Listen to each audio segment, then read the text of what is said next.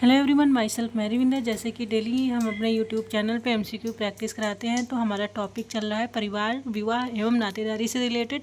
तो इसमें से 100+ एमसीक्यू प्रैक्टिस चल रही है जो मोस्ट इम्पोर्टेंट है। तो मोस्ट इम्पोर्टेंट क्वेश्चंस का 81 क्वेश्चन नंबर है। मूल परिवार की अवधारणा किसने दी है? ए ऑप्शन है मर्डॉक, सी ऑप्शन है वार्नर, बी ऑप्शन है जिमरमैन, डी ऑप्शन है जॉनसन्स। तो ये पूछ रहे हैं कि जो मूल परिवार का कॉन्सेप्ट है ये किसने दिया है। तो इसका आंसर राइट हो जाएगा आपके मर्डॉक। जो मर्डॉक हैं इन्होंने जो है मूल परिवार की अवधारणा दी है। तो 81 का ए ऑप्शन आपका राइट हो जाएगा। क्वेश्चन नंबर 82, भारतीय शास्त्रों के अनुसार स्त्री धन किसे कहा जाता है? ए ऑप्शन है ए उसके स्वयं के विवाह के समय तथा उसके स्वयं के तथा उसके पति के परिवार में अन्य किसी अवसर पर उसे दिया गया धन व वस्तुएं। बी ऑप्शन है स्त्री की स्वयं की का आदमी। सी ऑप्शन उसके पति की आमदनी। डी ऑप्शन है उपरोक्त तो तीनों। तो इसमें से क्या राइट हो जाएगा? इसमें से राइट हो जाएगा कि स्त्री धन किसे कहा जाता है भारतीय शास्त्रों के अनुसार।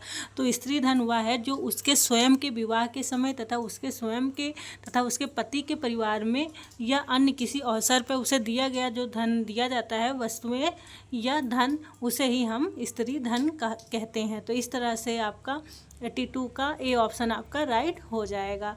क्वेश्चन नंबर 82 का ए ऑप्शन आपका राइट आंसर है। तो क्वेश्चन नंबर 83, किस नियम के अनुसार परिवार की संपत्ति में परिवार के प्रत्येक सदस्य का जन्मजात अधिकार होता है?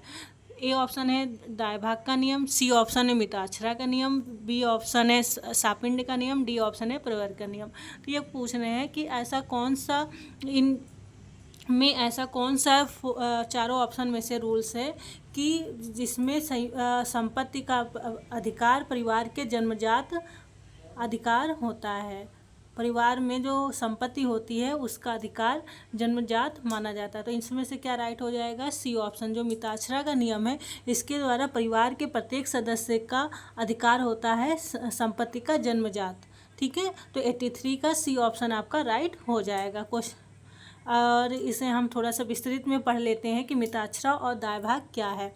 हिंदू उत्तराधिकार संबंधी भारतीय कानून को लागू करने के लिए मुख्य रूप से 2 मान्यताओं को माना जाता है। पहला है दाय भाग जो बंगाल और असम में लागू है।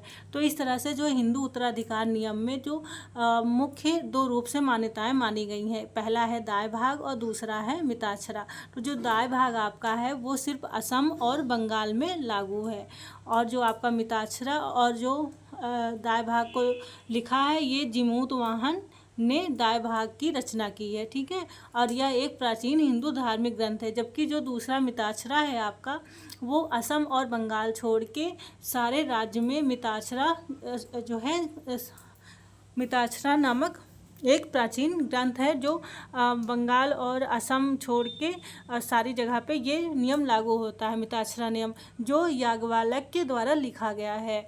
तो इस तरह से मिताक्षरा याज्ञवल्क्य की स्मृति पर विज्ञानेश्वर की टीका है। तो मिताक्षरा जो है याज्ञवल्क्य जो एक ऋषि थे उनकी स्मृति पर विज्ञानेश्वर ने उस पर एक टीका लिखा है जो 11वीं शताब्दी में इसकी रचना हुई थी। मिताक्षरा के अनुसार परिवार की संपत्ति में परिवार के प्रत्येक सदस्य का जन्मजात अधिकार होता है।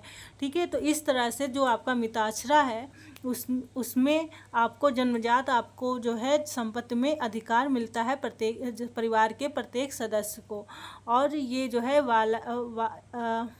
याज्ञवल्क्य नाम के जो ऋषि थे उनकी स्मृति पर विज्ञानेश्वर ने इस पर टीका लिखा है जो 11वीं शताब्दी में इसका रचना हुई थी। और मिताक्षरा जो है बंगाल और असम छोड़ के सारे राज्य में ये लागू है। ये और 2005 में कानून में हुए संशोधन के बाद से इसमें लड़कियों को भी शामिल कर लिया गया। 2005 के अधिनियम के अनुसार जो है लड़कियों को भी इसमें शामिल कर लिया गया कि परिवार में जिस तरह से सभी सदस्यों का जन्मजात अधिकार होता है उसी तरह लड़कियां भी परिवार की सदस्य मानकर उसको भी परिवार में जो है संपत्ति का अधिकार मिलेगा 2005 के अधिनियम के अनुसार। तो इसके बाद से हम आते हैं क्वेश्चन नंबर 84 पर। वेस्टरमार्क के अनुसार मत के परिवार का प्रारंभिक स्वरूप था। ए ऑप्शन है मातृसत्तात्मक, सी ऑप्शन है मातृवंशीय, बी ऑप्शन है पितृसत्तात्मक, डी ऑप्शन है पितृवंशीय। इसमें से राइट आंसर क्या हो जाएगा? वेस्टरमार्क ने परिवार का प्रारंभिक स्वरूप माना था पितृसत्तात्मक। ठीक है, तो 84 का बी ऑप्शन आपका राइट हो जाएगा। क्वेश्चन नंबर 85, परिवार शब्द का प्रयोग अनेक अर्थों में किया गया, निम्नलिखित में से कौन सा सही नहीं है? ये ऑप्शन है रक्त या विवाह संबंधित रिश्तेदार समूह, ये आपके राइट है। बी ऑप्शन समान पूर्वजों वाला एक समूह, ये भी परिवार कहलाता है। सी अपने बच्चों के साथ एक व्यक्ति, ये भी परिवार कहलाता है। तो क्या परिवार नहीं कहलाता है? जो एक आवास में रहने वाले व्यक्तियों का एक जो समूह होता है उसे हम परिवार नहीं कहते हैं। तो इस तरह से परिवार शब्दों में का अर्थ किया गया, इनमें से कौन सा सही नहीं है? तो 85 का डी ऑप्शन आपका राइट हो जाएगा, ये सही नहीं है। क्वेश्चन नंबर 86, मुस्लिम विवाह क्या है? ए ऑप्शन है पवित्र संस्कार, बी ऑप्शन एक समझौता, सी ऑप्शन है फर्स्ट एवं सेकंड दोनों, डी ऑप्शन है इनमें से कोई नहीं। तो इस तरह से जो मुस्लिम विवाह है वो एक तरह का समझौता है, इसे एक तरह से संविदा भी मान सकते हैं। ठीक है, तो क्वेश्चन नंबर 86 का बी ऑप्शन आपका राइट हो जाएगा। क्वेश्चन नंबर 87, विश्व के किस महाद्वीप में वधू मूल्य प्रथा ज़्यादा है? ऐसा कौन सा महाद्वीप है जहाँ पे जो वधू मूल्य है वो ज़्यादा है? A option Asia, C option Europe, B option Africa, D option है अमेरिका। तो इसमें से क्या राइट हो जाएगा? इसमें से आपका राइट हो जाएगा जो अफ्रीका है वहाँ पे आपकी का वधू मूल्य प्रथा प्रचलित है और वहाँ पे वधू मूल्य ज़्यादा है। तो 87 का बी ऑप्शन आपका राइट हो जाएगा। क्वेश्चन नंबर 88, पुनर्जनन की जैविक क्षमता को कहते हैं, क्या कहा जाता है? ए ऑप्शन है उर्वरता, बी ऑप्शन है ब्रह्मचर्य, सी ऑप्शन है बाजपन, डी ऑप्शन है जनन शक्ति। तो जो पुनर्जनन है की जैविक क्षमता कहा जाता है जनन शक्ति को। 88 का डी ऑप्शन आपका राइट हो जाएगा। क्वेश्चन नंबर 89, निम्नलिखित में से कौन सा संयुक्त परिवार की विशेषता नहीं है? ए ऑप्शन है 3 पीढ़ी के लोगों का होना, बी ऑप्शन है समष्टिवाद की भावना, सी ऑप्शन है श्रम का सरल विभाजन, डी ऑप्शन है स्वतः विकास। तो जो है संयुक्त परिवार की इसमें विशेषता क्या नहीं है? स्वतः विकास। जो स्वतः विकास है ये समुदाय में होता है, परिवार में स्वतः विकास नहीं होता है। तो 89 का डी ऑप्शन आपका राइट हो जाएगा। क्वेश्चन नंबर 90, एक व्यक्ति तथा उसकी पत्नी, उसके बच्चे, एक पुत्रवधू से निर्मित परिवार को निम्नलिखित में से क्या कहेंगे?